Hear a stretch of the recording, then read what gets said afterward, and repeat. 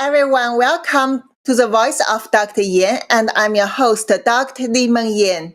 In this episode, we welcome our regular guest, Edward Hoagland, come to my broadcast with his new book, The Cognitive Warfare. And this is a very exciting news because we have been talking about the cognitive warfare in the past many episodes. And we analyzed the CCP's document, the classic document, Unrestricted Warfare, which was written in 1999. And also we analyze examples happening around us nowadays, like the COVID-19 origins and like the fentanyl crisis, and also balloons, the military balloons, and so many examples now we know have actually reflect CCP's unrestricted warfare strategies against Americans. Not only about the unrestricted warfare examples as we talk about, the most important thing is Chinese Communist Party has developed the very advanced protocols and using the cognitive warfare try to influence everyone. I mean, not only Americans, but also Chinese people in your mind, because they believe that once they can control your mind, then they control everything. And that is actually the core part of their unrestricted warfare.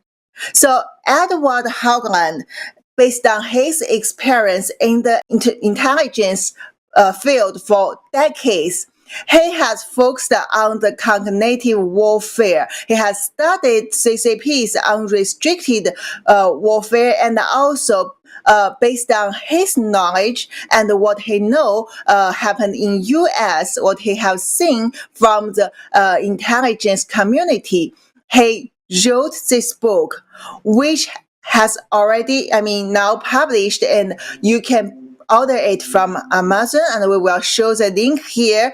And the thing is, it's not only about a book. It is actually a very critical protocol for the professional staffs.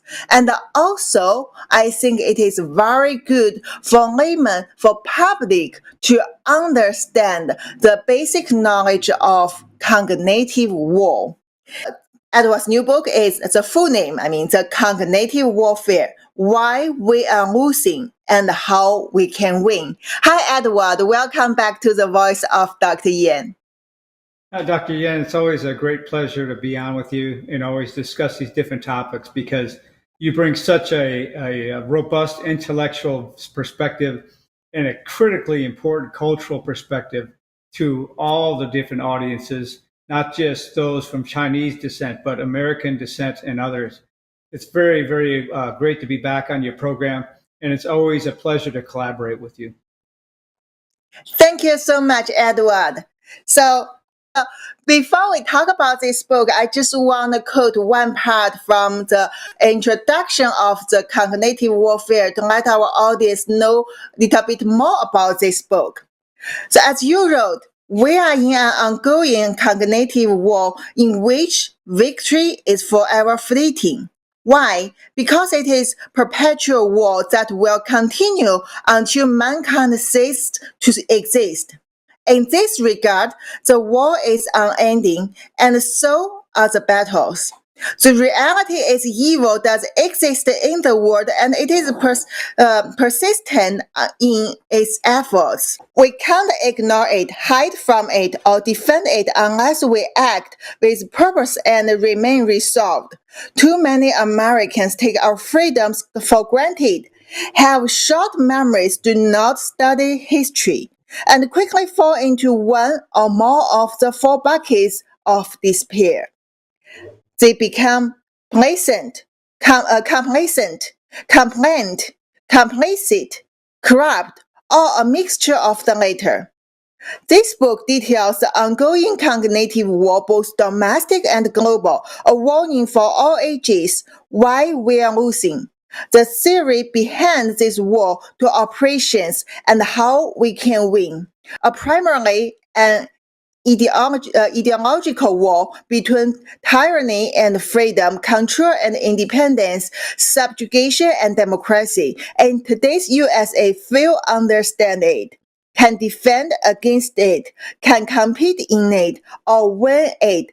It can be won, but not if you are unwilling to change. Oh, I really like this segment. And could you explain to our audience that why do you have such strong motive to write this book? And what's your purpose for the audience to read the book? No, excellent, Dr. Yan. Excellent. And thank you for that quote as well. So there's a couple primary objectives I have. The two most pressing objectives in writing this book was first to avoid unnecessary kinetic wars. And as we've talked in the past, culturally here in the United States, and I think across many other countries in the world, they're used to using kinetic war as a solution. But most of these organizations and governments always forget the primary war, the most critical war, is and will always be the cognitive war, the war that takes place in the cognitive domain, the domain of the human mind. It's the war of ideas. And because we have just one hammer, one solution for every nail, right? That's kinetic war. And so my concern is we continue to default to that, much as we take a look at what's happening now with Taiwan and China. The U.S. military generals, intelligence community, and others all seem to be preparing for the inevitable kinetic war. But they stupidly remain completely ignorant that the fact that the primary war is the cognitive war, which China is undermining and subverting our democracy and republic and our institutions as we speak, and that to drive a proactive effort in this realm, we could have totally avoided a kinetic war. The second major objective is really to ensure the resilience and security of our republic, which means America is a bright, shining light on the hill of freedom for all nations across the world. If America's freedoms are snuffed out in this cognitive war, then the light goes dark on the world and the globe, and we can't afford that. So we must bring awareness of this battle, as you said in your opening, not just to the senior leaders, not just to military leaders, not just to presidential or government leaders. We bring it to the people, because it's the people, when they understand the tactics and techniques and other means being used to subjugate them, to manipulate them, then they can also not just fight back, but they can also take the battle back to the adversary and counter themselves, protect themselves, and defend themselves. And then lastly, without national security, without a robust, secure nation, people don't understand, especially here in the United States, they don't understand that freedom's not free. If we don't have national security, our social programs go away. Our freedoms, our free speech, our ability to vote, to work, those go away. And our ability to have an income goes away. And lastly, this whole journey began when I was 5 years old, when I had an epiphany, given a life-changing event at that time. But without ensuring peace and fighting evil, we defer to give evil the advantage in helping define what our future is. And we need to change that. Thank you so much, Edward. Yes, I really agree with you. We need to change that and actively change it, as you always mentioned in the broadcast, and we always try to emphasize through our conversations to the audience. And before we further talk about this book, I think the good part is you have, for your audience, you focus on not only the professional people, but also for laymen. That's why I have seen that based on the pre-reading part, the introduction of this book, we can see you have offer the conceptions of some key words to the audience. And I want let our people know what it means, because definitely this can help our audience who don't have this kind of professional knowledge to understand our conversation better. First, Yes. the keyword is cognitive war, primarily an ideological war between tyranny and freedom, control and independence, subjugation and democracy.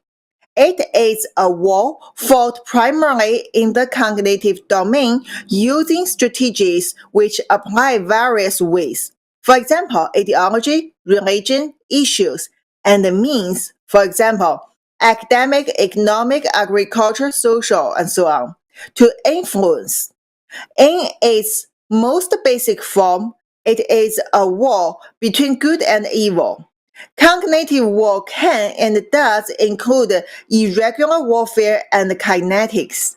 It is a war that has been ongoing for more than a millennium. It is timeless as mankind exists.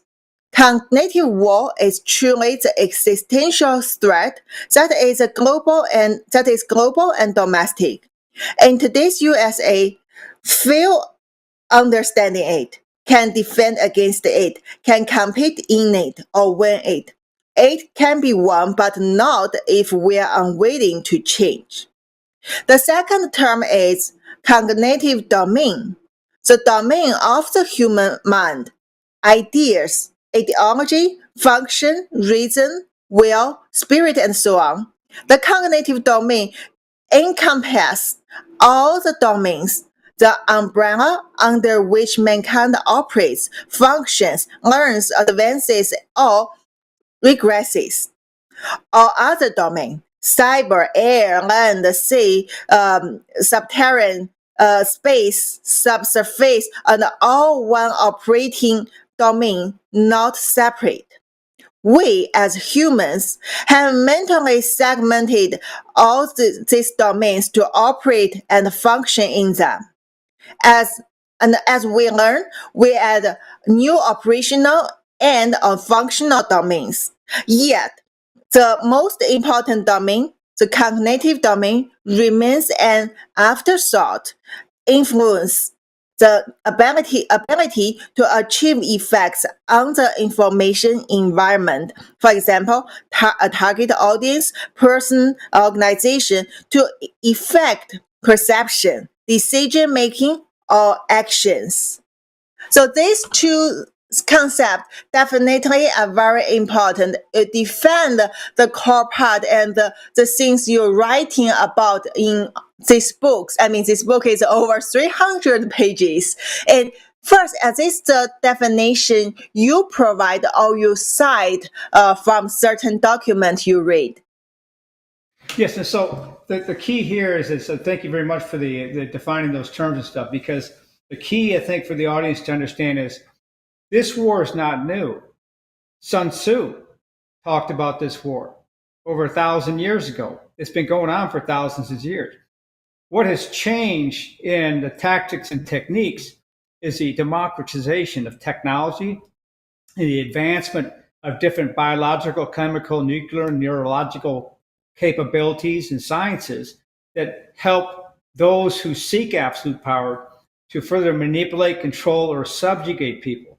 So it's a forever war. And the importance here in understanding that, as your opening remarks, victory is forever fleeting. We can't rest on our laurels here. We can't just sit back and think, okay, we've got this one victory or we've done this one thing and we now win. No, evil is persistent. Just take a look at Mao, just take a look at Stalin, take a look at Hitler, and then look in the back history for thousands of years. There are those who continually press to subjugate and control others. And then there are those who look to enable, enlighten, and advance humanity. And that's really what this book is helping people to understand. And that's why the book's a little bit lengthy, but it covers soup to nuts, basically the core aspects here. So, this book here encompasses all other domains. as you see in TV and in the news on a regular basis, you hear about the Navy or the Air Force or the Army or other elements. Each one of those elements fights in a different domain, but they tend to forget the most important, the most critical domain is the cognitive domain. And without that cognitive domain, whether it's terrestrial, whether it's sea, whether it's space, cyber, or other, you can't compete, you can't fight. But now China understands this very well. And the two colonels who wrote Unrestricted Warfare almost a quarter century ago understand and watched and learned from the United States. Yet we have failed to learn from ourselves. And so this book is really meant to educate the masses and people of all ages to understand not just the war, how it's being fought and what they can do against it. Yeah, when you mentioned that two colonel in China who wrote this unrestricted warfare, I'm not sure. Do you know that they even wrote another book several years after this? It is a book they published, I think, before or around 2010. That book actually analyzed the feedback from U.S. and other countries on the original restricted warfare. And then the later book is focusing on the counter the other countries' response or strategies on the unrestricted warfare. Do you know that?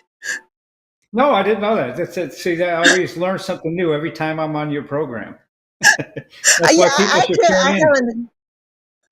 I haven't read that book because it seems not quite easy to find the PDF version online, but I'm looking for that. But anyway, it shows that when they develop this kind of very special unrestricted warfare, combine the art of war back 2,000 years ago, combine the Chinese culture, which is totally opposite to American culture. Our culture in China is so-called mysterious Oriental culture. And so always you can always get a lot of fancy stories, right? Like Kung Fu Panda, all these kind of things, which show the total different world compared to the United States. And also they combine the communism. The communism is very important. Communism and fascism, actually, they all combine together. And I'm happy to see you have mentioned that as one word, fascist, in your new book, right? Yes, commu-fascist, so, yeah, because commu-fascist, as you point out correctly, communism and fascism were both left-wing ideologies. This German Social Workers' Party was the fascist party under Hitler. What's interesting here, this is also part of the cognitive war the left plays, because they like to call people far right or far left, but they're two ends of the same circle of tyranny. They're doing exactly the same thing, but they put those labels. Why do they put those labels? Because they try to make the far left communism sound utopian and dreamy, and the far right chaotic and psychotic, when they're one and the same thing. So they, even in the definitions of fascism, communism today, a lot of people don't understand that. So I've coined the term commu-fascist to actually capture that. Yes, thank you for your explanation. I really like this word because in my program and what I'm focusing on, except for the origin of COVID-19, for the truth of CCP's military civil fusion labs, which develop and they still keep working on that. The unrestricted bioweapons,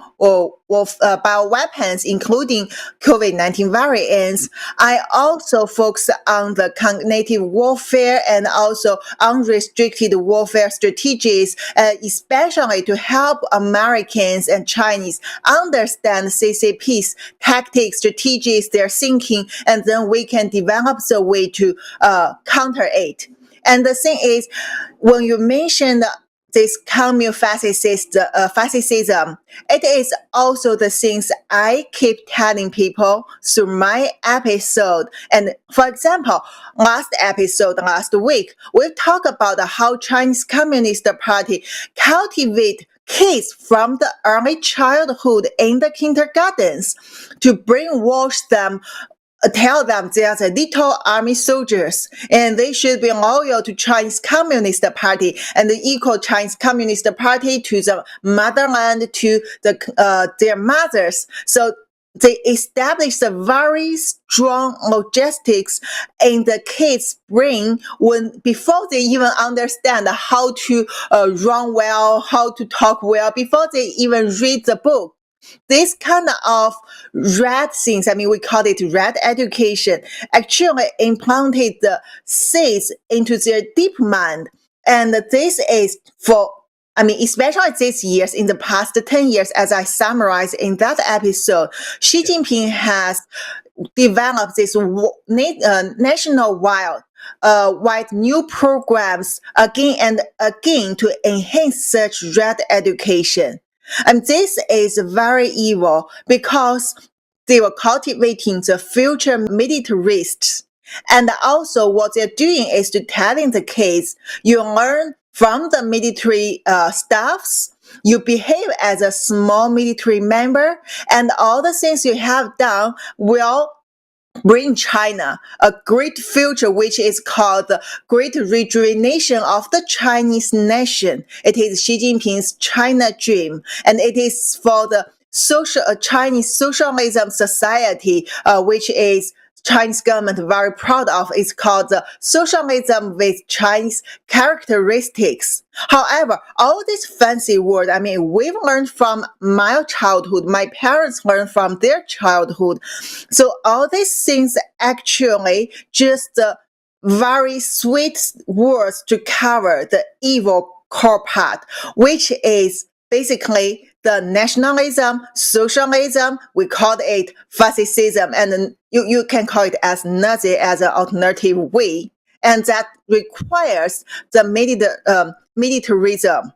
So that's why they step by step, they develop the whole society and move it into this very extreme status. And who's their top enemy?